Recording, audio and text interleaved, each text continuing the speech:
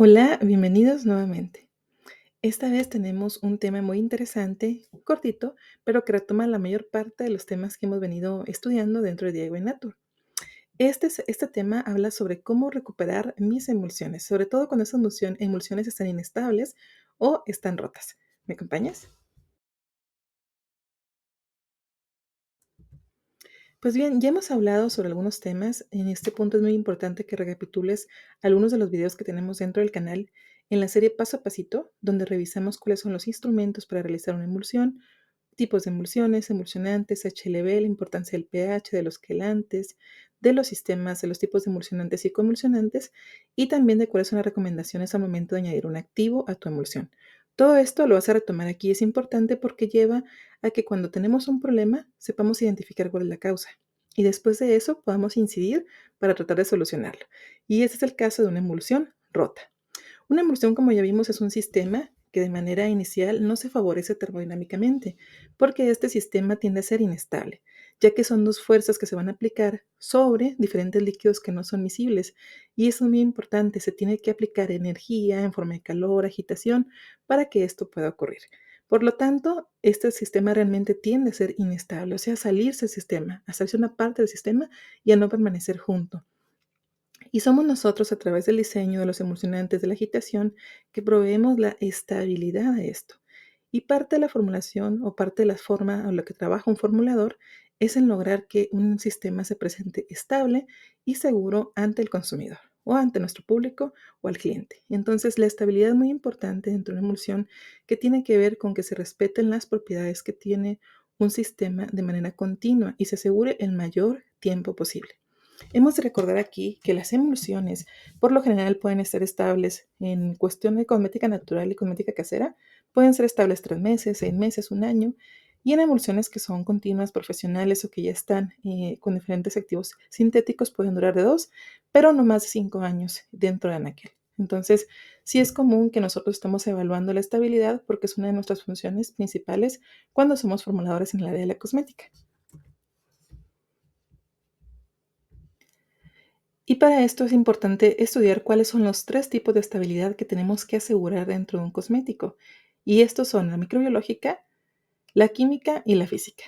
Ya hemos hablado un poco sobre la estabilidad microbiológica, que un cosmético realmente no es estéril, o sea, no tiene la ausencia obligatoria de microorganismos, puede presentar una cierta carga microbiana y que las normativas de cada país nos dicen, de acuerdo a la zona, el tipo de productos que son, si son para niños, para adultos, cuál es la carga microbiana mínima o máxima que pueden tener los cosméticos. Por lo tanto, lo primero que tenemos que saber es que los microorganismos y su crecimiento pueden alterar la estabilidad de nuestros productos.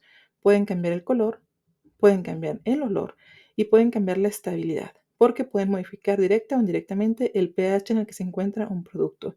Entonces, no te sorprenda que cuando nosotros estamos hablando de estabilidad microbiológica tengas que buscar en tus procesos para garantizar que todas sus buenas prácticas de manufactura estén al corriente y estén aplicadas dentro de tus productos. La siguiente importante es la estabilidad química, y es que durante el desarrollo del producto tendremos en cuenta las posibles reacciones químicas que ingredientes o de los ingredientes que puedan alterar las características del producto o las compatibilidades. También tendremos en cuenta la posibilidad de interacciones entre el envase y la fórmula, realizando también un estudio de compatibilidad envase-producto. Esto es muy importante porque aunque nos han pedido, existen ya en Internet algunas tablas de compatibilidad, pero lo más importante es conocer tu producto, saber cuáles son cada una de las características y dentro de las fichas técnicas viene con qué es compatible y con qué no es compatible. Entonces, evitar esto. Sobre todo en la parte de estabilidad química, un punto que tenemos que considerar siempre es el pH. O sea, tenemos que saber cuál es el pH de la formulación y que todos los ingredientes estén trabajando dentro de ese pH. Ese es un ejemplo porque dentro del mismo canal tenemos diferentes tipos de alusiones a la estabilidad química y obviamente también la compatibilidad entre los reactivos por cargas. Después viene la estabilidad física, y es que para conseguir la estabilidad física de una emulsión, debemos utilizar el sistema emulsionante y dosificación adecuados, evitando así cambios en la viscosidad o la separación de fases, por ejemplo. También será importante determinar el proceso de fabricación adecuado, así como el equipo utilizado, las temperaturas de las fases antes de emulsionar, la velocidad, el tiempo y básicamente en estabilidad física tenemos todo aquello que recae en la energía que le vamos a poner al sistema en la agitación del sistema y en cómo se contiene este sistema. Todo esto tiene que ver porque muchas de las características de estabilidad van a definirse por esto, por los factores físicos al momento en que estamos trabajando y también por la cantidad de aire que metamos dentro de una emulsión, porque ya sabemos que entre más aire pongamos en una emulsión, más se desgastan los conservadores y también lleva a que se inestabilice esta emulsión de una manera más fácil. Si no es inmediata, es a través del tiempo. Y aquí tenemos un punto muy importante y es que para que nosotros lleguemos a un desenlace tan aterrador como que nuestra emulsión se rompió, tuvieron que pasar cosas antes de la emulsión, durante la emulsión y después de la emulsión. Antes de la emulsión podemos fijarnos en el diseño de las fases. ¿Cómo diseñaste tus fases? ¿Realmente la cantidad de emulsionante que utilizaste fue la adecuada? ¿Utilizaste un emulsionante? ¿Utilizaste algún sistema tensor o espesante que te ayudara a texturizar y a dar mayor estabilidad? ¿Realizaste o revisaste la compatibilidad de los activos con tu matriz cosmética? ¿Diseñaste adecuadamente el envase, las pruebas piloto, etcétera? Porque hay envases, por ejemplo, de vidrio que no nos van a funcionar para elementos que son sensibles a la luz. Entonces, tenemos que tener todo esto en cuenta antes de empezar a trabajar. Durante la emulsificación, tenemos que tener en cuenta casi todos los factores físicos y químicos, la agitación, el vertido, cómo vamos a trabajar, cuánta velocidad, cuántas revoluciones por minuto, cuánto tiempo de agitación, qué tipo de agitador vamos a utilizar, qué tipo de emulsión tenemos, cómo vamos a vertir las fases, etcétera. Todo esto es durante la emulsión. Posterior a la emulsión, también tenemos que tener cuidado con los equipos, con la temperatura, con el reposo que le damos a la emulsión y los factores de evaluación. ¿Qué quiere decir? Que tú no vas a lanzar una crema al mercado que no esté evaluada previamente por ti o por profesionales. Y para tener eso en cuenta, vamos a tener a lo que lo llamé post-emulsificación. ¿A qué nos referimos con esto de la post-emulsificación? Pues bien, la post-emulsificación se refiere a todas aquellas cosas o patrones de examinación recomendados para evaluar la estabilidad de tus emulsiones. Por ejemplo, se tienen que evaluar condiciones de almacenamiento. ¿Por qué? Porque tus cremas no es factible que tú tardes 5 años evaluando una crema a condiciones de temperatura ambiente para saber que dura 5 años la crema. Esto es muy lento para el mercado. Tienes que evaluarlo mediante simulaciones o parte estadística. Entonces, la post-emulsificación, a lo que le llamé así esta etapa de evaluación, realmente es poder evaluar las condiciones de almacenaje de tu producto. Entonces, esto puede ser, por ejemplo, sometiéndolo a diferentes etapas, características o condiciones, por ejemplo, el congelado a menos 15 grados centígrados por 1 o 2 meses. A refrigeración a 4 grados centígrados, 1, 2 y 4 meses. A temperatura ambiente de 25 a 30 grados centígrados, mes con mes, le vas a hacer la revisión durante un año. A los 37 grados, 1, 2, 3, 6 y 9 meses. De los 45 a los 50 grados semanalmente, 4 semanas y después a los 2, 3 y perhaps o posiblemente a los 6 meses. Muy importante que no vas a evaluar la crema por lo general arriba de 55 grados centígrados. Estos serían las temperaturas o los márgenes que nos servirían para poder evaluar. ¿Y qué les vas a evaluar? Bueno, les vas a evaluar la estabilidad. ¿Qué tan estable es la crema? Si permanece en las mismas condiciones, si se alteró su perfil aromático, si se alteró su color, etcétera. Y sobre todo, pues la aplicabilidad, que se siga dispersando de manera adecuada, etcétera. Todo esto son patrones que ya cada uno de los emprendedores o cada una de las personas que realiza esto tiene que establecer de manera adecuada. Y si no, puedes mandarlo a hacer como las pruebas de estabilidad aceleradas, por ejemplo, dentro de algunos laboratorios de aquí en México. Otra prueba que se suele usar es la centrifugación, que es someter el producto durante 30 minutos a 300 revoluciones por minuto a temperatura ambiente y vamos a poder obtener una simulación del comportamiento físico posterior. Si te das cuenta, todo esto es predictivo para saber si esta emulsión, aunque parezca estable, realmente se nos va a desestabilizar a través del tiempo. Y bien, ¿cuáles son los principales problemas que se suelen presentar en una emulsión que llevan a que visualmente se vea inestable? Los primeros son la floculación, la coalescencia, el tamaño de partícula, que cambia el tamaño de partícula y su distribución, la presencia de cristales o micelas, el cremado acelerado y el cremado por sedimentación, donde ustedes están viendo un ejemplo de cómo se comportan. Aquí está el agua, que en este caso será una emulsión O sobre W, está en agua, y el aceite, y están viendo aquí los agregados y los surfactantes, cómo se van a comportar de acuerdo a cada una de las fases o de las formas de inestabilización. Conocer estas formas no es tan importante como la forma en que las tenemos que tratar. Realmente es interesante que aunque algunas tienen que ver con la asociación de partículas pequeñas en unas más grandes, en la parte en que se van a diferentes capas, en la distribución de ellas a través de esto nos va a llevar a establecer estrategias para poder tratar con la inestabilidad de determinados productos. Entonces vamos a ver cómo vamos a tratar cada una de ellas. Por ejemplo, cuando hablamos de cremado y de sedimentación, esa parte, cremado y sedimentación tiene una forma muy interesante porque la fase oleosa y la fase acuosa están desequilibradas. El tamaño de gota está desproporcionado y lo que recomendamos aquí es utilizar un homogenizador en la agitación que va a permitir que las gotas sean mucho más equilibradas.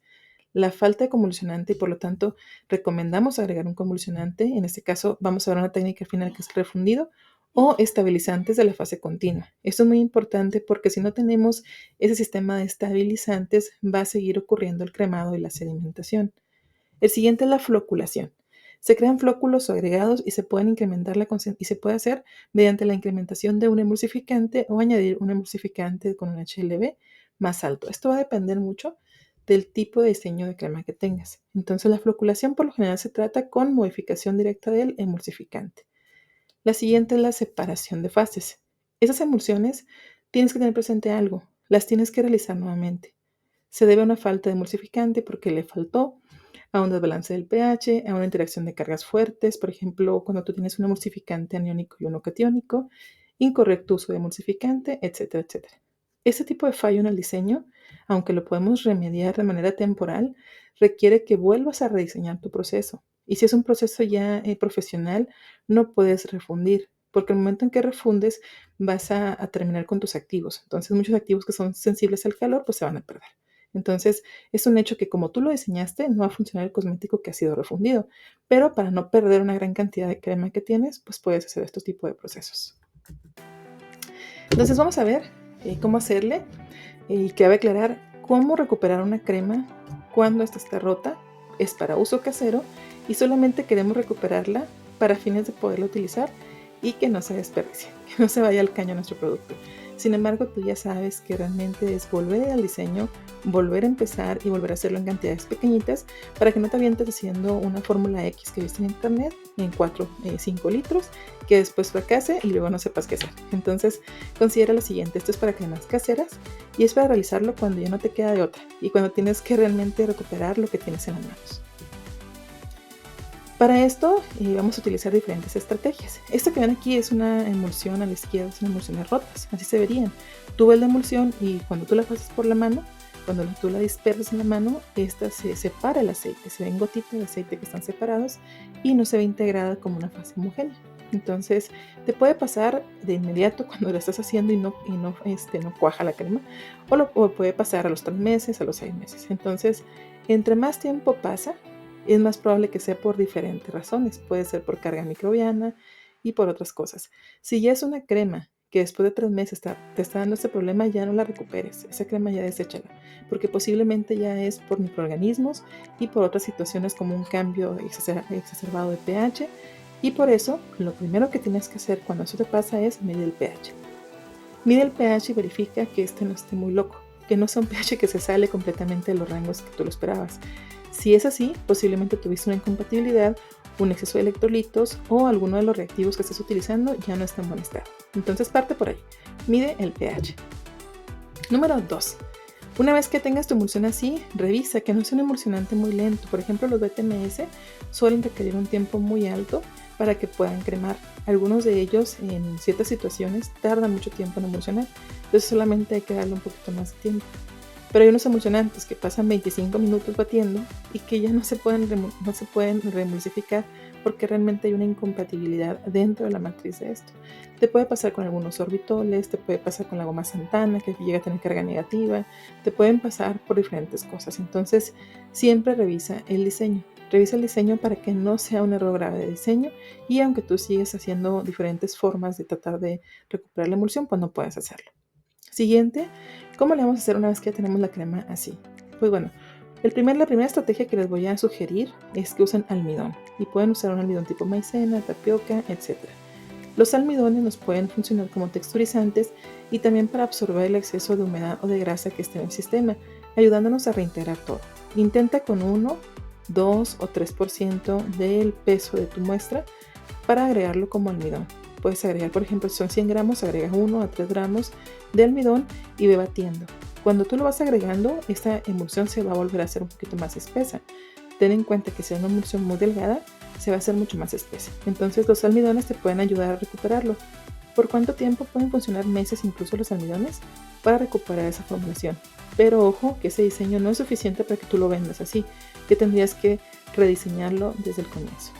La segunda es poner un convulsionante o una goma que te permita como agente suspensor, actuar como agente suspensor de la emulsificación. Ese es un agente que nos va a ayudar a gelificar la fase acuosa y nos va a ayudar a que se vuelva a estabilizar como un agente tensor que actúa como una malla encima de la emulsión que está desfasada. Entonces puedes agregar goma Santana, en el caso de emulsionantes que sean compatibles evidentemente, o una celulosa.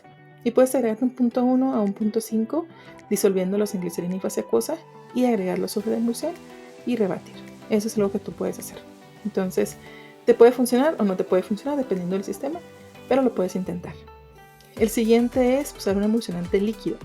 Como estos emulsionantes no requieren que refundamos la preparación, pues por ejemplo los polisorbatos que acabamos de ver te sirven muy bien para tratar de aumentar la forma en que se va a homogeneizar esto. Entonces puedes agregar líquidos de 1.5 a un 3% de polisorbatos 20 o polisorbato 80 y lo puedes intentar directamente sobre la emulsión y puedes volver a batir. Finalmente viene la parte más drástica, que es un refundido. ¿Para qué nos sirve el refundido? Bueno, nos sirve cuando nos falta emulsionante, cuando fue un mal cálculo y cuando vemos que no es suficiente porque tenemos una fase acuosa muy grande o una fase oleosa muy grande. Podemos vertir un 0.5 a un 5% adicional de emulsionante de acuerdo a lo que sea lo que recomienda el proveedor. Y vamos a fundir la crema junto con el emulsionante. Primero vamos a calentar el emulsionante en baño María. Cuando esté más o menos líquido, vertimos la crema y volvemos a refundir toda la crema. Una vez que ya esté líquida la crema, volvemos a esperar, sacamos del fuego y volvemos a mezclar completamente todo esto ya con el emulsionante ya líquido dentro de la preparación y podemos tener una crema mucho más estable. ¿Esto cuándo va a funcionarles? Les va a funcionar cuando realmente sea por esa la causa. O sea, que la causa en la que no esté estable la crema sea porque les falta emulsionante. Pueden agregar también un poquito de convulsionante, pueden agregar un poquito del polisorbato y con eso van a tratar de suplir esta falta de emulsionante. Pero si es por compatibilidad de cargas, si es por otras razones, por pH excesivo, etc., porque por ejemplo puedes anular un emulsionante si no está en el pH adecuado, pues tal vez no va a funcionar. Entonces realmente el refundido no funciona en todas las condiciones y si ya pusiste los activos en esa crema, pues posiblemente sea algo que igualmente se vaya a desfasar. Entonces ten en cuenta que lo mejor siempre va a ser verificar el diseño, verificar tus procesos y sobre todo lo que yo te recomiendo es llevar un registro adecuado de todos los cambios que realizas para que esto sea sostenible y sea un proceso que realmente sea satisfactorio. Espero que te haya gustado este tema. Es un tema que me habían pedido mucho, pero que tiene que ver, o sobre todo tienes que revisar todos los temas que hemos visto en DIY para que las emulsiones sean exitosas. Mi nombre es Laura Escobedo, soy química de cosmética. Nos vemos en la siguiente.